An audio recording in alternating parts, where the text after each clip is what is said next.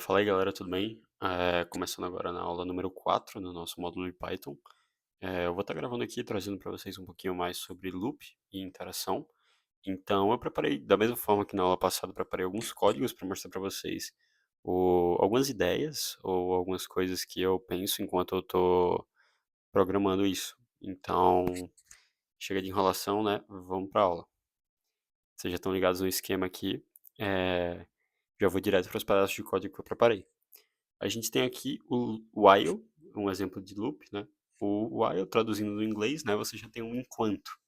Então, como o enquanto já meio que entrega muita coisa pra gente, quando a gente está falando desse contexto de condicional, você tem enquanto a condição for verdadeira, o bloco de código vai rodar. Então, você tem um contador igual a 1.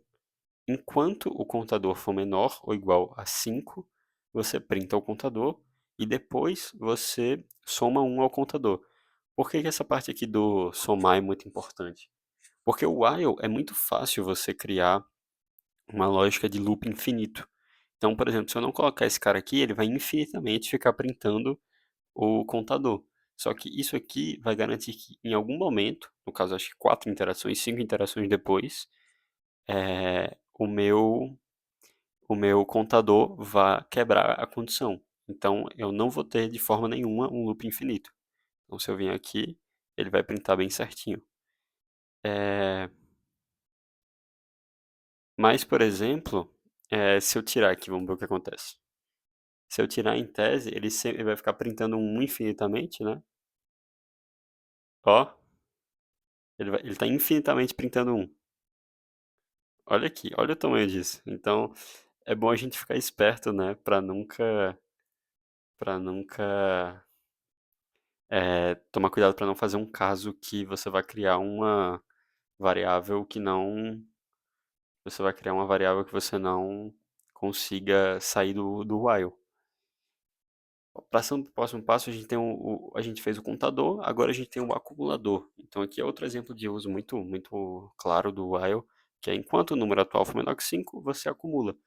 O while ele é muito usado para essas somas assim, então você vai somando um de cada vez. Então primeiro você soma esse, depois o soma se mantém, e aí ele vai somando, só que agora com outro valor. É... E é. Se a gente vem aqui para o próximo, como o loop, aqui a gente vai entrar agora no loop for. Então, o loop while, ele roda mais para essas condições, mas o loop for, ele é muito interessante porque o loop for ele trabalha em cima de qualquer tipo de iterável. Então, o que que é o iterável? Você tem ali as tuplas, as listas, os arrays, as strings, eles são objetos, são iteráveis. Então, o que isso significa? Que eu posso segmentar ele, então a string, o que é que eu tenho nela? Vamos dizer que eu tenho essa string aqui, Python. Eu posso segmentar ela em quê? Em todos os caracteres, em P, em Y, em T, em H, em O, em N. Então, eu posso literalmente segmentar a palavra Python e trabalhar em cima de cada elemento dela. Isso é um iterável.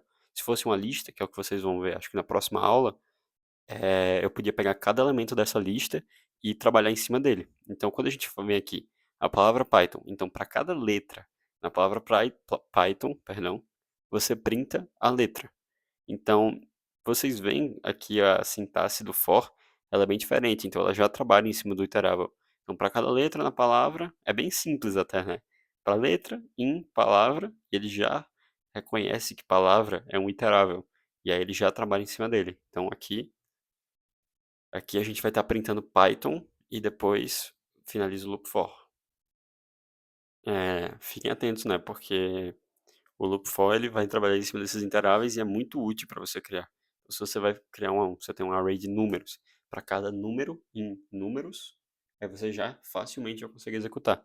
Isso é uma vantagem da linguagem Python, né? Que é muito simples para você fazer. Enfim, aqui a gente tem outra aplicação do loop for, que é definindo a variável range. A variável não, a função range. A função range faz, ó, se eu der uma lida aqui, ela retorna um objeto que produz uma sequência de inteiros. Então você pode definir aqui o número 5. Quando você define o número 5, você define o range final. Então você define que você quer uma lista de inteiros, um objeto com uma sequência de inteiros que vai de 0 até 4. Como você colocou 5, ele vai até 4. No caso, 5 índices, né? Então você pode, quando você vier aqui, você vai ver que ele vai printar cada um de uma vez, 5 elementos. Vai até o quarto índice. Então, quando você define a variável range, e eu vou trabalhar agora em cima de algumas outras utilizações da variável range, se você for dar uma olhada aqui, você pode definir um início tanto quanto um fim. Aqui em cima a gente definiu só um fim, que seria 5. Mas se a gente definir, por exemplo, um início também, ele vai começar de 2 e vai até 5.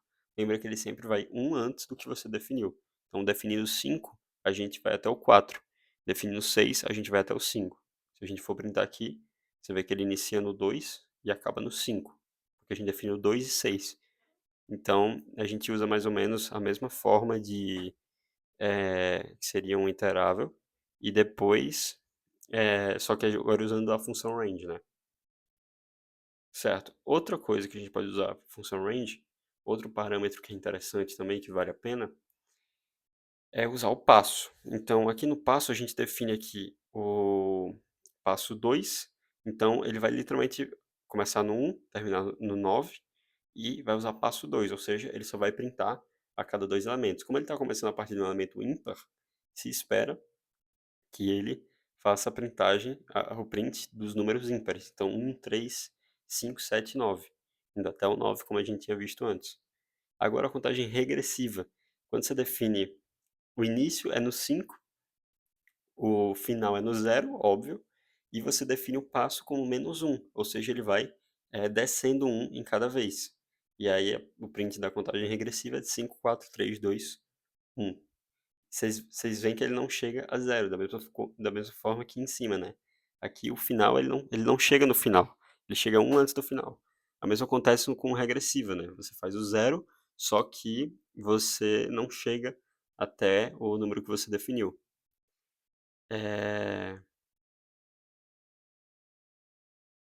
Enfim, perdão, loop for com range de 1 a 5. Isso aqui que a gente já viu. Esse aqui é a variável break. A variável break é muito útil quando você quer tentar otimizar ao máximo o seu código. Então, por exemplo, aqui imagina que você quer encontrar se o número 5 está dentro dessa variável. Se eu vou 1, 2, 3, 4, 5, 1, 2, 3, 4, 5 e encontro 5 aqui, se eu não defino um break, tudo bem que eu vou encontrar o número 5 e vou conseguir, meu algoritmo vai dizer, ok, tem o número 5. Conseguimos, encontramos. Mas se eu não dou o break, ele ainda vai olhar o 6, o 7, o 8, o 9 e o 10, mesmo a gente já tendo encontrado o 5. Então imagina que você está fazendo ali um algoritmo que, pô, ele quer encontrar um número dentro de uma lista.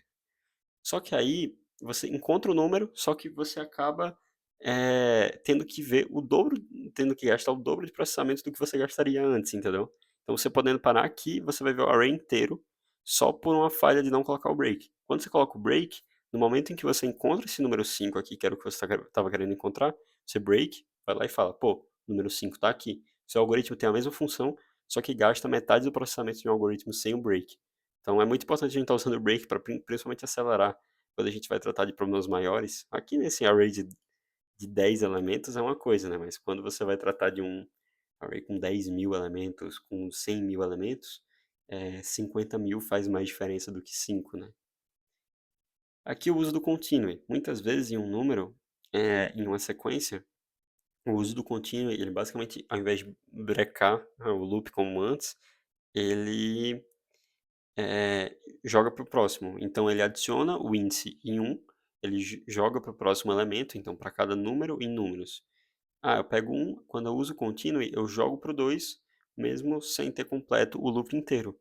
Então imagine que ele cai nesse if. Se o número for divisível por 2, aí você continue e pula ele e não printa. Porque a gente quer printar só os números ímpares. Então quando ele vem aqui e é um número que é par, ele pula, joga para a próxima interação, e aí a mesma condicional é testada, só que com a próxima interação. Então, é muito interessante. Esse aqui exemplo é de printar só números ímpares. Então, você só printa os números ímpares, porque quando é um número par, você joga para a próxima interação e você não printa o número par. Então, é uma forma interessante, diferente de fazer isso, né? Você podia fazer condicional também. É... Ó, pessoal, essa aqui Legal, ó, eu vou pegar esse exemplo aqui, eu coloquei alguns exemplos de usos de variáveis, mas imagina aqui que eu quero contar as vogais. Então esse aqui exemplo é interessante. Eu tenho essa frase, aprendendo Python é divertido, e eu tenho as vogais. Então a, e, I, o, U e a, e, I, o, U, só que em uppercase.